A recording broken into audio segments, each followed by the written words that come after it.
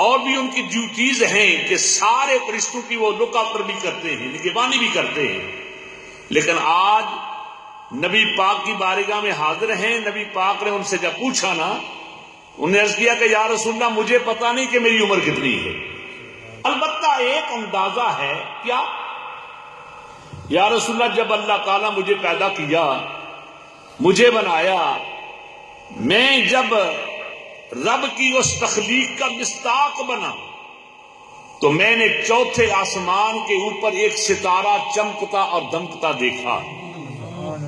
وہ ستارہ جب بھی دیکھا، وہ ستارہ 70,000 سال کے بعد چمکتا تھا، اور اے آقا میں نے اس کو 72,000 مرتبہ دیکھا. سبحان اللہ.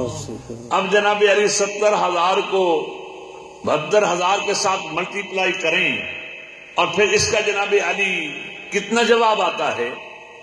70,000 سال کے بعد چمکتا اور میں نے 72,000 مرتبہ دیکھا ہے. تو نبی پاک نے اس کو کیا جواب دیا؟ سرکار نے یہ کیا فرمایا؟ وَعِزَّةِ رَبِّي أَنَا ذَلِكَ الْكَوْكَبُ. فرمایا اے جبریل جو ستارہ تو چمکتا اور دمکتا دیکھتا تھا، مجھے میرے رب کی عزت کی قسم وہ ستارہ میں محمد پاک تھا. سبحان اللہ. میرے اور آپ کی آقا علیہ الصلوۃ والسلام. اب ذرا اندازہ فرمائیں، جبریل جو سارے فرشتوں کا لیڈر ہے، تمام کتب سماویہ کا حافظ ہے، میرے اور آپ کے آقا صلی اللہ تعالی علیہ وسلم کی بارگاہ میں بار بار حاضری دینے والا ہے. اب ان کی بھی ابھی تخلیق نہیں ہوئی، میرے اور آپ کے آقا علیہ الصلوۃ والسلام کا نور پہلے بھی موجود ہے. اس لیے سرکار نے ایک جگہ فرمایا اول ما خلق اللہ نوری، کہ اللہ تعالیٰ نے سب چیزوں سے پہلے میرے نور کو تخلیق فرمایا.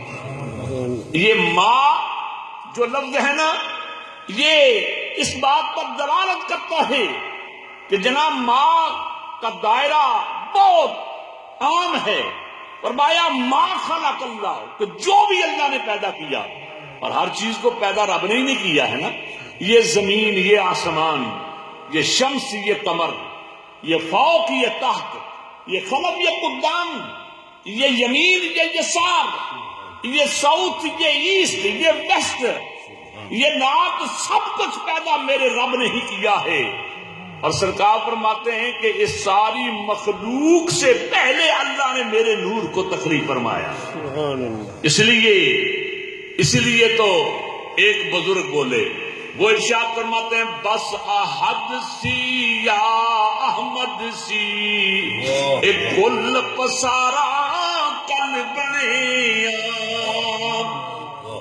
بس احد سی یا احمد سی ایک کل پسارا کل بنیا. یار دیاں گلاں یار جانن، یار دیاں گلاں یار جانن، اے آدم بیچارا کل بنیا، اے آدم پیارا کل بنیا، اے آدم پیارا کل بنیا. میرے اور آپ کے آقا صلی اللہ تعالی علیہ وسلم کے نور کو سب سے پہلے اللہ نے تخلیق فرمایا. فرمایا ہم نے آپ کو بھیجا. اب دیکھیے کہ بھیجنے والا خدا ہو اور آنے والا مصطفیٰ ہو. اب دیکھیں کہ ہماری تخلیق ہوئی ہے، رب نے ہمیں پیدا کیا ہے، لیکن نبی پاک علیہ الصلوۃ والسلام کو اللہ تعالیٰ نے بھیجا ہے. تو جناب علی جب بھیجا ہے تو کیا دے کر بھیجا؟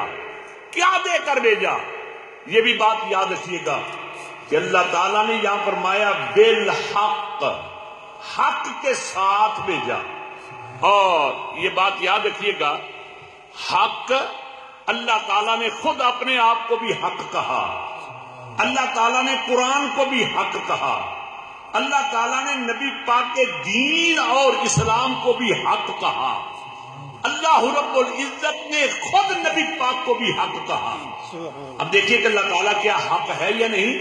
خدا خود فرماتا ہے فتعال اللہ الملک الحق، اللہ تعالیٰ حق ہے.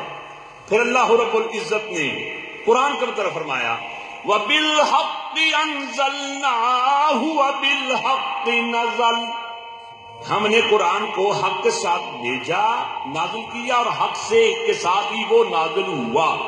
پھر اللہ تعالیٰ نے دین کو بھی حق کہا، فرمایا کہ هُوَ الَّذِي أَرْسَلَ رَسُولَهُ بِالْهُدَىٰ وَدِينِ الْحَقِّ۔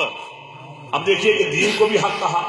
پھر اللہ تعالیٰ نے دوسری جگہ فرمایا قَدْ جَاءَكُمُ الْحَقِّ، کہ تحقیق تمہارے پاس حق آیا۔ حق کسے کہتے ہیں؟ حق اسے کہتے ہیں جس میں کوئی شک نہ ہو، کوئی ڈاؤٹ نہ ہو، کوئی عیب نہ ہو، کوئی نقص نہ ہو۔ تو میرے بھائیو، نبی پاک میں کوئی عیب ہے ہی نہیں، کوئی ڈاؤٹ ہے ہی نہیں۔ آپ کے ظاہر میں بھی کوئی ڈاؤٹ نہیں، باطن میں بھی کوئی ڈاؤٹ نہیں، جسم میں بھی کوئی ڈاؤٹ نہیں، روح میں بھی کوئی ڈاؤٹ نہیں، والدین میں بھی کوئی ڈاؤٹ نہیں۔ آپ کے حال کو دیکھیے، استقبال کو دیکھیے، ماضی کو دیکھیے، کسی جگہ بھی میرے بھائیوں کوئی باطل، کوئی ڈاؤٹ ہمیں نظر آتا ہی نہیں۔ کیوں؟ اس لیے کہ اللہ تعالیٰ نے نبی پاک کو سراپا حق بنا کر بھیجا، سبحان اللہ، حق بنا کر بھیجا۔ اللہ اکبر۔ تو جب میرے بھائیوں حق ہیں آپ، تو پھر ان کے ساتھ آپ بھی جڑ جاؤ۔ اللہ رب العزت آپ میں جتنے بھی عیب ہیں ان کو دور فرما دے گا، جتنے بھی نقائص ہیں اللہ تعالیٰ ان کو دور کر دے گا۔ میرے اور آپ کے آقا صلی اللہ تعالی علیہ وسلم جب اس دنیا میں تشریف لائے تو پھر آپ یہ بات یاد رکھیے گا، یہاں آپ آ کر بشیر نہیں بنے۔ کیا کہہ رہا ہوں؟ یہاں آ کر نبی پاک نذیر نہیں بنے، یہاں آ کر نبی پاک رحمت للعالمین